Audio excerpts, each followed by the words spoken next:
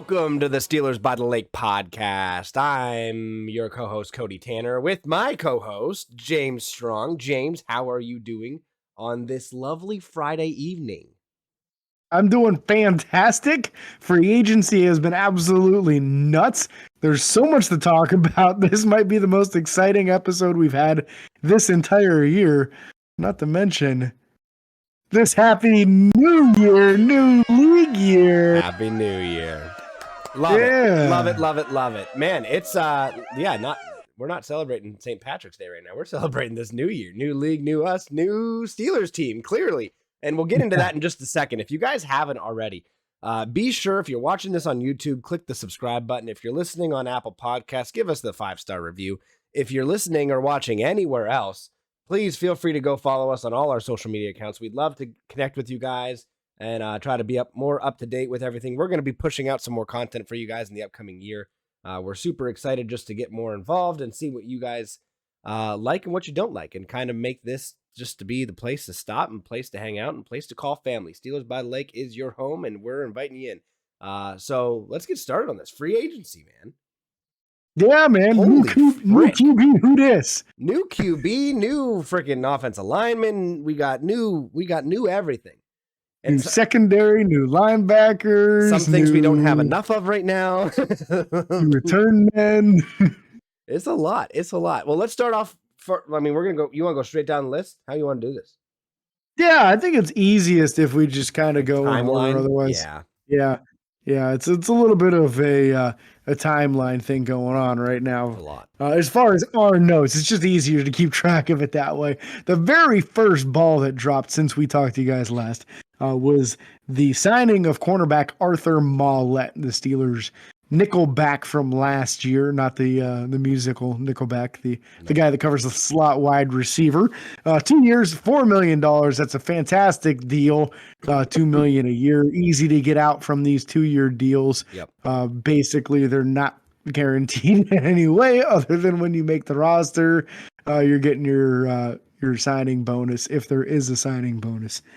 So Arthur Maulet was great against the run, solid tackler, not the most tremendous cover guy, but you had to bring some people back, right? We had to solidify it. We had 3 corners that were free agents, unrestricted free agents at that. Yeah. And you had to bring at least 1, if not 2 of them back. That's what we were saying. That was the first ball that dropped. Yeah. Second ball was a big ball. Second ball was Mitch Trubisky, drafted by the Chicago Bears, and then previously, as of last year, was the backup for the Buffalo Bills. Mitchell Trubisky comes to Pittsburgh on a 2-year deal worth $14 million and worth up to $27 million, depending on bonuses and stuff like that he could reach. But if he comes in and doesn't perform, the worst case scenario, $14 million is out of the pockets. But I think that's a huge signing. You got to get someone to compete with Mason, and I don't think that's a hard thing to do.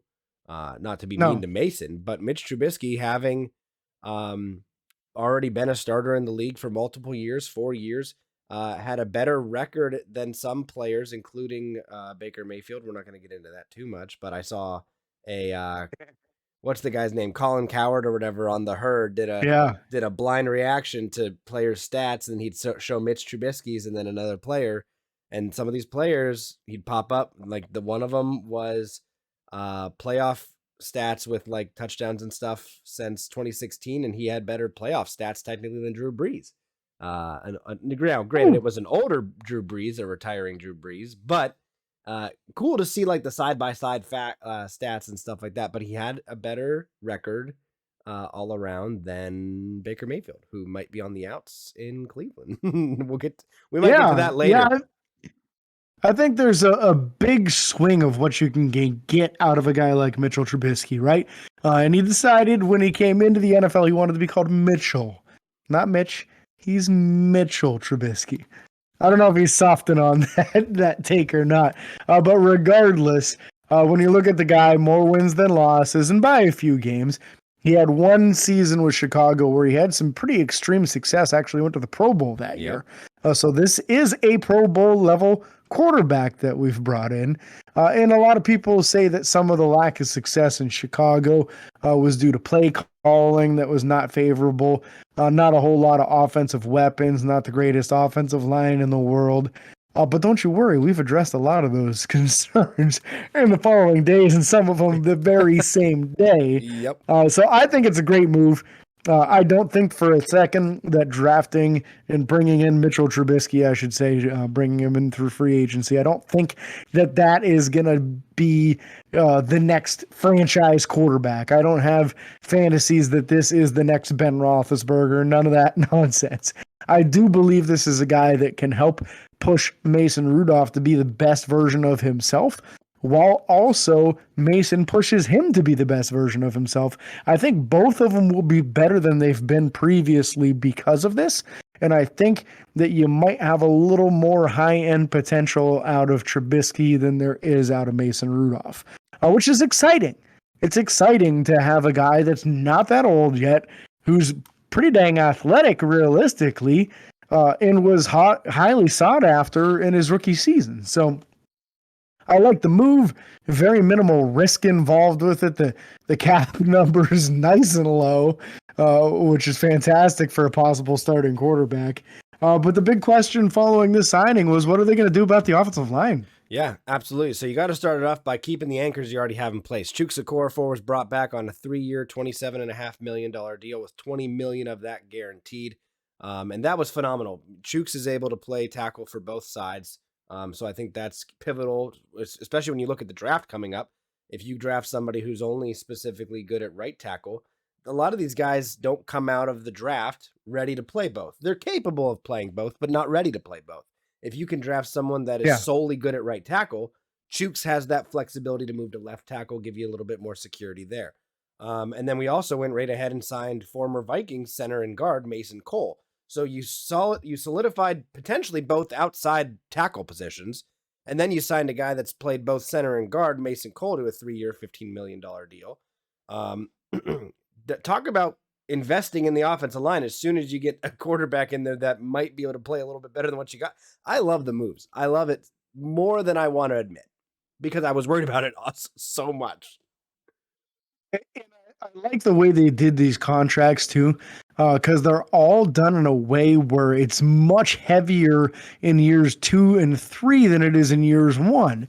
So a lot of these deals are only a couple $1 million on the cap on this season, which allowed them to continue going out and keep on getting more guys and retaining more of their own. Chuks, we know, is a pretty good pass blocker, just was unable to get a lot of push in the run game. So we'll look for him to try to add maybe a little bit more muscle and try to develop his run blocking prowess. But Mason Cole, known for being a good run blocker in Minnesota last year, and actually had a very good game against the Steelers when Dalvin Cook went for like 240 yards against us. Mason Cole was blocking on that offensive line.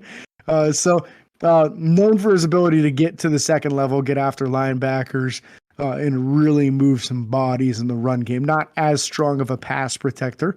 But you know what? For $5 million a year, you're not getting a guy that's amazing in both pass blocking and run blocking. No. So we'll take what we can get. In day one, I think he's already better than what we got out of the center position last year from either Kendrick Green or J.C. Hassenauer.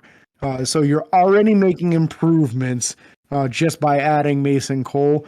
And Okorafor was maybe the best lineman Pittsburgh had last year. So retaining him was kind of important. Yeah, I'd argue that he was the most consistent. I think at times you might have had players play a little bit better, but I also don't think that was ever that was like specific plays maybe. I don't think anyone really outperformed him. And he only gave up like 2 term. sacks on the entire season. Yeah, he played phenomenally all year. And you gotta, we'll get into more offensive linemen here shortly. But you have to imagine that the addition last year in the draft of, Najee Harris was a very large coaxing reason to get these players to come along and come back. And then on top of that, me and you talked before the show yesterday or whenever it was, when they sign another big name guard that we'll get to in a minute, come back and be a part of, you said it, come back and be a part of the next big Steelers movement, the next big Steelers team. Like, this is the next team that we're building. Ben's gone. Like, I know that everyone really rooted for Ben, ourselves included a little bit. We didn't have as much faith in him as other people did, but we saw the writing on the wall. But at the same time, Ben was that franchise player. Ben played his entire career with us and led us to 3 Super Bowls and 2 Super Bowl victories. Not many people do that. Let's clarify. Mm-hmm. And everyone's thrown off because we've seen the likes of Peyton Manning, Tom Brady, Ben Roethlisberger, and even Drew Brees in the past decade or 2 decades. You're not going to see that often. So I'm very excited to see what's happening. And this is, minus Tom Brady coming back. Why? Minus that stupid thing. Why? I don't know why he came back. I hate it. Yeah, it's dumb. It's dumb. But hey, Ben gets to go into the Hall of Fame without him, and I appreciate that. I appreciate that a lot. Yeah, but minus him coming back, going. Yeah, minus him coming back. This is a whole new. Everyone else is gone.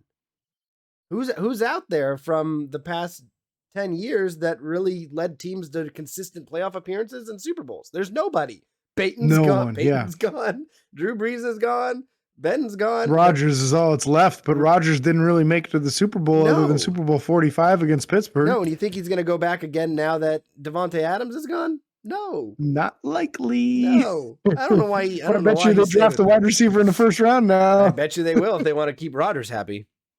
Yeah. But yeah, I'm just speaking about the situation now, but these players want to come back and be a part of the next big thing, and Pittsburgh's that's them traditionally. They have a few bad years here and there, and sometimes a lot, but I never lived through that, so that doesn't ring a bell as much for me. It might some other people. But yeah, so, and again, let's move on real quick. They tendered both middle linebackers, Robert Spillane and Marcus Allen. I think the Robert Spillane was a big move. Marcus Allen, I could kind of care less about at this point. Yeah. But I guess for depth for now, that's easy to take care of later. You can probably release him at a very minimum cap penalty. But then you signed the big name guard. Oh, you want to talk something else, Spillane or something? Well, and real quick with those tenders, they're not guaranteed contracts. So if they don't make the team, you're not out any money on it. There you go. So and I now understand a little bit more why they did that, because it's a little less risk than I realized previously. Still, I think Robert Spillane a little bit more deserving of that $2.5 million or so than Marcus Allen. But regardless, hey, if Marcus Allen doesn't make the team, whatever. Yeah, whatever. And then they go out and sign the big name guard. Let's talk about him. Let's talk about Mr. James Daniels. Have you seen the soul-snatching block they're calling it? It's floating out there on the internet. I have not seen Steelers it. Depot has an article with a video attached to it of an interview. I highly recommend looking this up. A linebacker tried to avoid him and tried to jump out of the way. He caught him in midair and slammed him on his back. Dang. I'll definitely have to look that up. Tackling him. It was amazing. So this is a guy, serious pedigree, a former first-round draft pick. He was blocking for Mitchell Trubisky in Chicago. It was probably the best offensive lineman they had. Bears fans are legitimately pissed that they were unable to bring James Daniels back. And I don't know if they just weren't willing to offer as much money as Pittsburgh. I mean, they gave him 3 years, $26.5 million, so it's not even $9 million a year for a high-quality starting offensive lineman who has experience starting at center, left guard, and right guard. So take your pick. Where do you want to play him? I'd prefer him at guard personally, just because he's got really good size, really good length. That way, if you're putting Mason Cole or Kendrick Green in the middle, you can kind of protect them by these mammoth guards on either side with him and Dotson.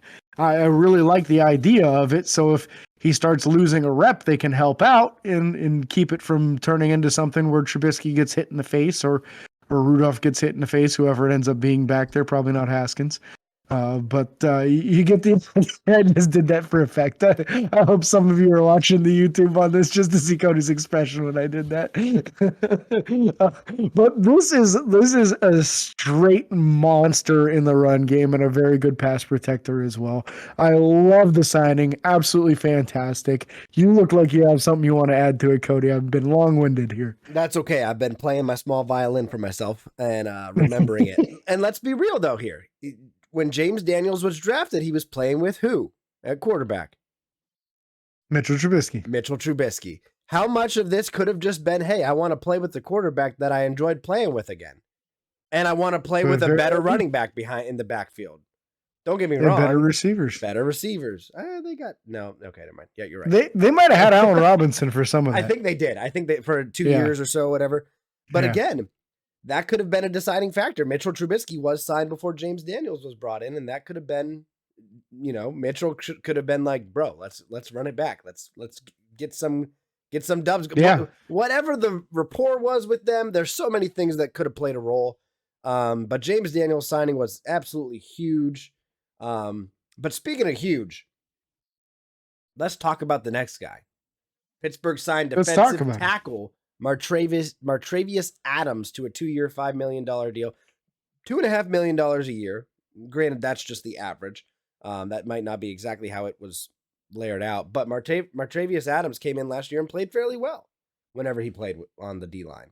I love that. Yeah, and this is about the same money that Tyson Alualu got on his previous deal. So that shows you that they've got some faith in Mr. Adams here. And again, we saw some nice flashes from him in his year last year with Pittsburgh. So I agree with you, Cody. I was very excited to see him come back. I feel like it kind of solidifies the defensive line room. And the only reason I would be looking to add to that room is if you're able to bring in somebody really high level talent wise in the draft. Because otherwise the room's pretty full right now. You got at least like 6 guys that are definitely making the team next year, assuming that Stephon Tuitt does complete his comeback and play next year. If he does, you're 6 deep already on that defensive line. Not to say they wouldn't go 7. They absolutely have. They did last year. Henry Mondeau has made his way onto the roster as the 7th guy multiple times now because of his ability to play special teams on the kick coverage unit, which is just uniquely rare from that position. But at this stage, yeah, if you can get like a monster in the first round that's a D tackle, that's a once in a lifetime kind of guy, sure, you grab him. But other than that, I think the D line is now pretty much set. Yeah, I think you're not. I mean, yeah, unless there's a monster available in the first, we'll get to that maybe on the next episode. We'll talk about it. But yeah, I agree. That D line didn't play horribly last year by any means necessarily, but again, there's always room for improvement. I think more specifically against the run than the pass. So I think we saw what our defense can do against the pass, not specifically from the D line, but the defense as a whole. Yeah. But yeah, so I like that signing. Then they went ahead and tendered a exclusive rights free agent in J.C. Hassenhauer, which was a very good move when we were worried about the depth at the center position. J.C. Hassenhauer played that very well, especially if you want Daniels and Dotson to be those guard guys. You're going to need some depth behind, at this point, Mason Cole, potentially Kendrick Green, if he winds up being the starter or backup, whatever that situation winds up being. Who knows? At this point, he might be a backup guard. Let's be real. We don't know. But yeah, I thought the J.C. Hassenhauer tender was very good. And again, I'm assuming this is the same as the other ones where you can release him and if it comes down to that and be charged no money. Correct. Yeah, no penalties if you release him. And what I like about this too is J.C. Hassenhauer did play pretty well in the last couple of games when he got the opportunity to start.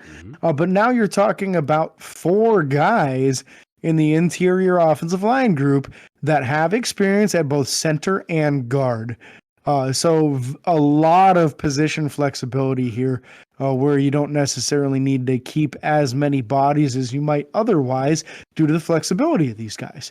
And then that's not even getting into a guy like John LeGlue, who's technically a tackle, but started a couple games at guard for Pittsburgh last year. So you got some tremendous position flexibility if these guys can continue to develop. I really like where this offensive line unit is going right now. When you talk about Dan Moore being a second-year player now, very young. Kevin Dotson, very young. Kendrick Green, again, going into his second year. We're talking about at right guard, most likely James Daniels. He's still only 24 years old.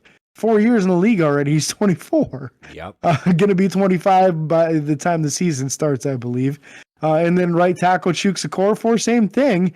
He's going into his 5th year, but he was like 2021 when he came into the league. He's only like 24 or something. Yep. This whole possible starting offensive line unit, and if Mason Cole gets to start over Kendrick Green, he's only like 26 or something. He's not much older. No. The whole group is in their early to mid 20s.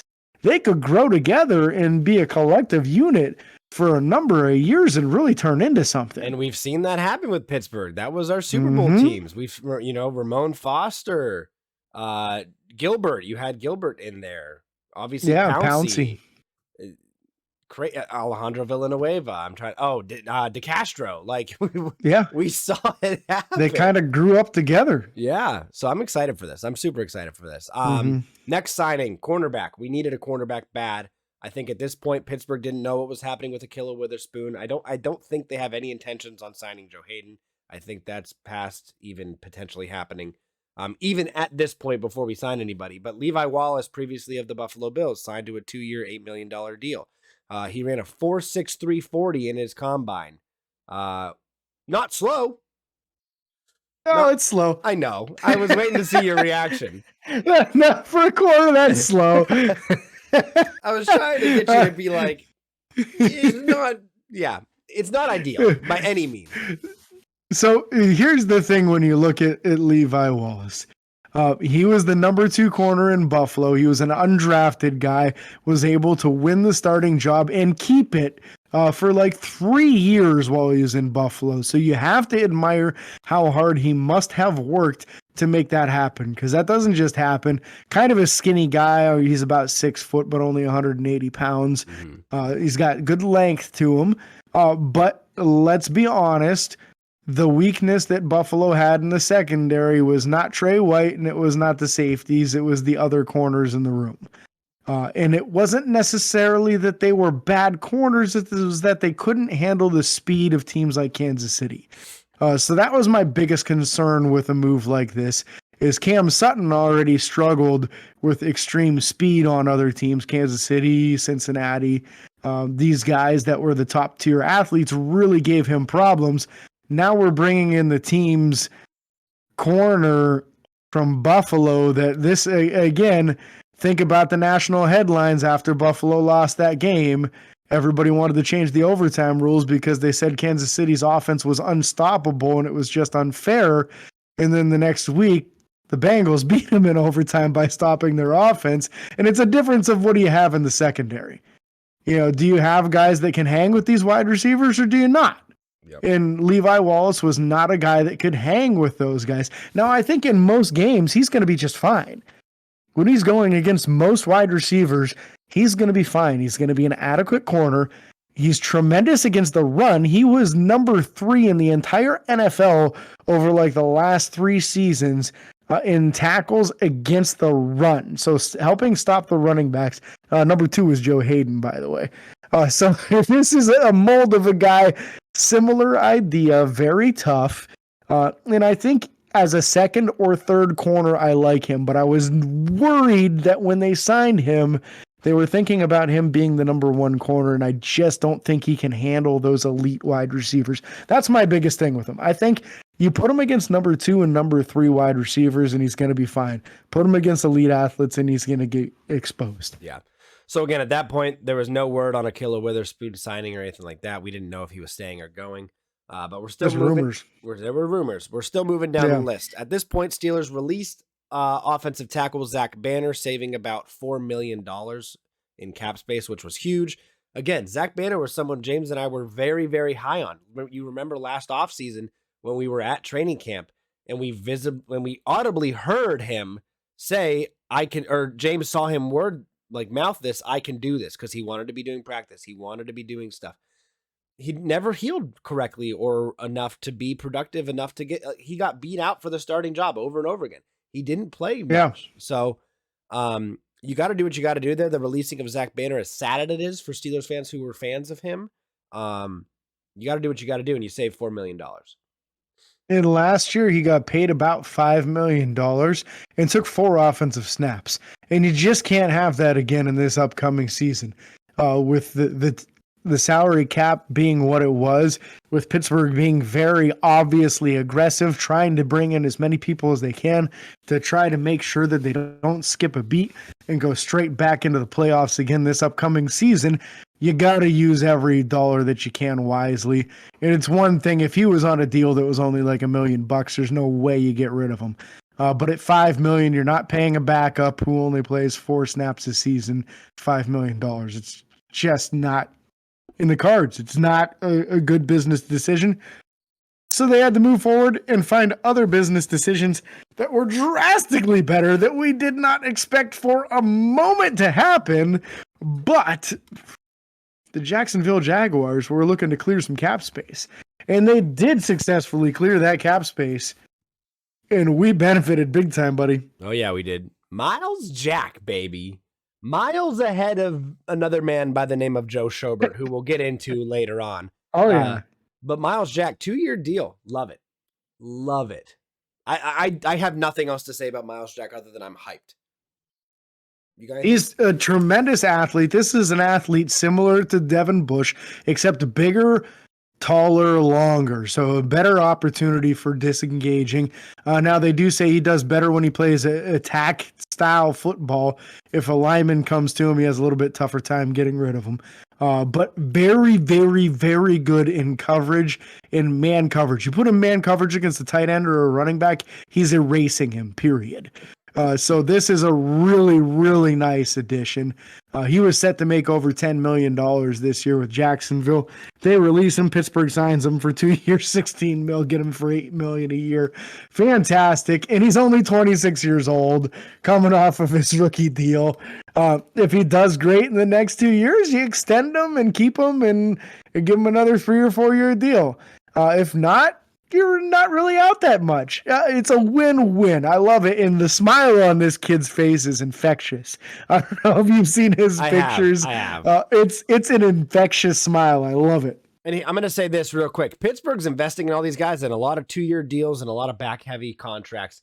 They understand that they're going to have to hit big in the draft in a couple of these positions because there's no way if all these players play up to what we believe they can play, they can't keep all of them. They know that. So, and part of this too, a lot of money is going to get freed up because there's a lot of dead cap this year from all those futures deals that they did where they did all the extra years.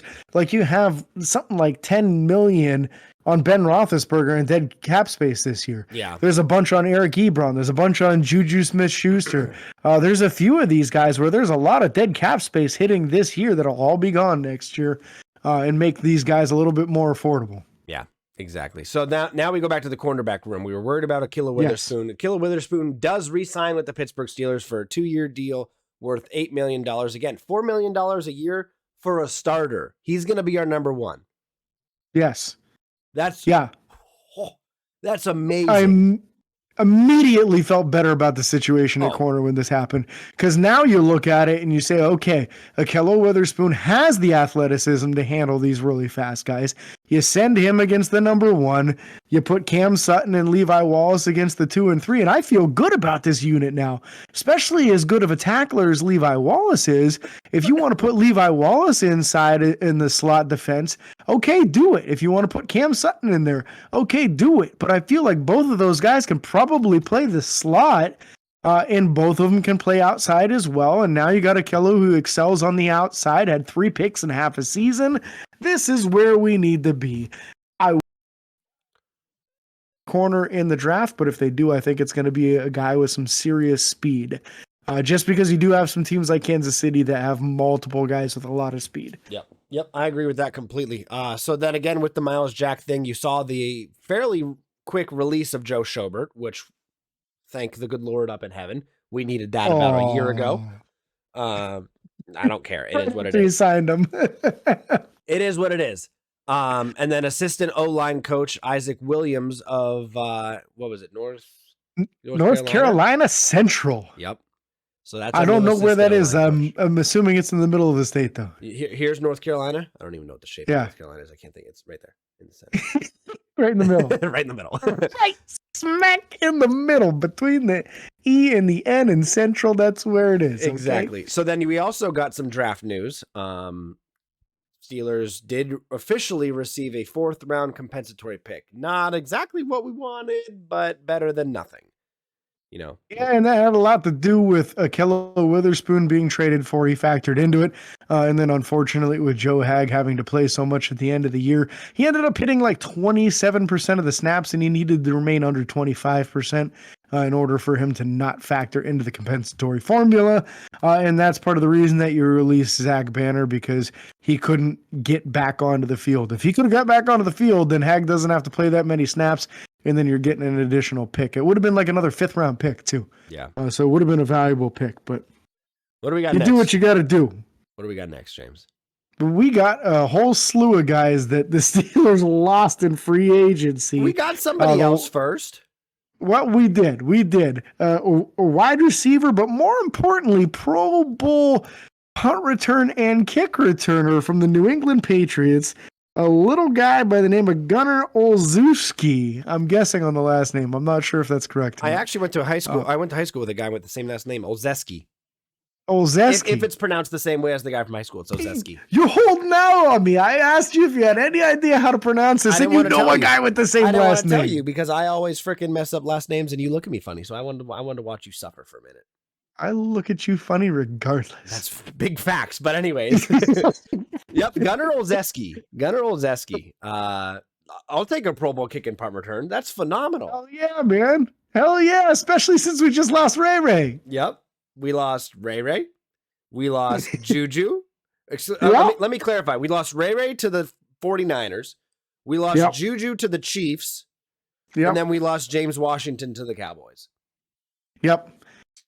Sad.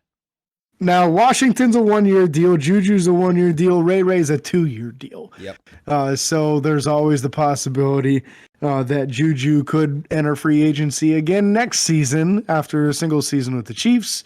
But I do feel like Pittsburgh will probably pursue wide receiver in the draft now.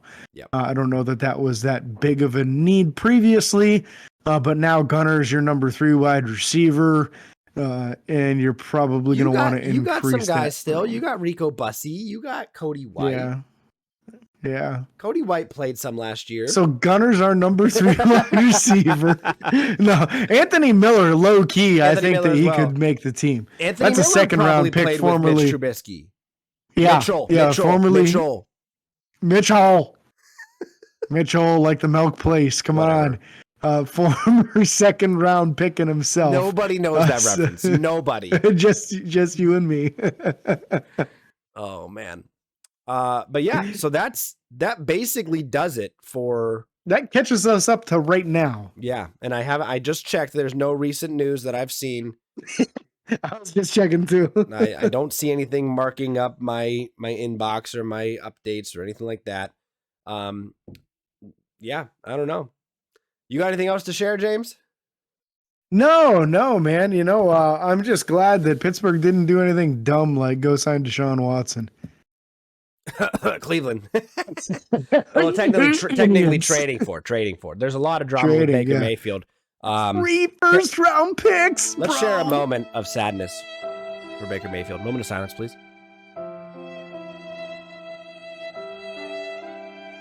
Okay, that's it. That's all we needed. That's fine. That's plenty.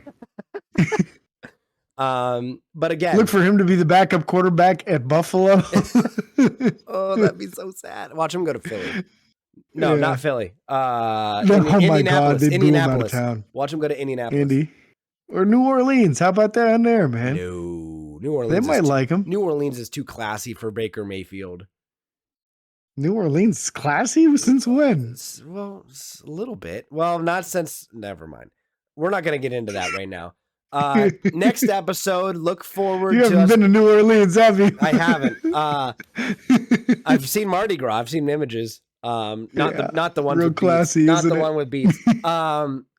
Anyways, make sure you guys pay attention. Keep an eye out for the next episode. We are going to be doing some mock drafts. 1 or 2 of them may have already been done. We might do one live with you guys. We'll wait and figure that all out. We're going to see what we can do there. So, yeah. It's draft season now, baby. We're going to keep you up to date. Don't you worry. There's plenty coming up. I'm sure Pittsburgh's not done. The safety position isn't filled yet. So there's gonna be something happen in that room. I almost guarantee they're gonna bring a safety in before this draft class hits. But don't you worry, we're gonna tell you all about these safeties in this class, because that seems to me like that might be the priority now for Pittsburgh. But we appreciate you guys joining us tonight. Don't forget to follow us on Facebook, Twitter, Instagram, TikTok, and YouTube. Don't forget to like and ring the bell, as Cody likes to say. Get them notifications. Don't forget about our 5-star reviews on Apple Podcast. You can do that on Facebook too. Nobody's done that on our Facebook page in quite some time now. So always helps bring more people in. That Facebook family is growing, and we appreciate every single one of you. So for Cody, this is James signing off. Peace.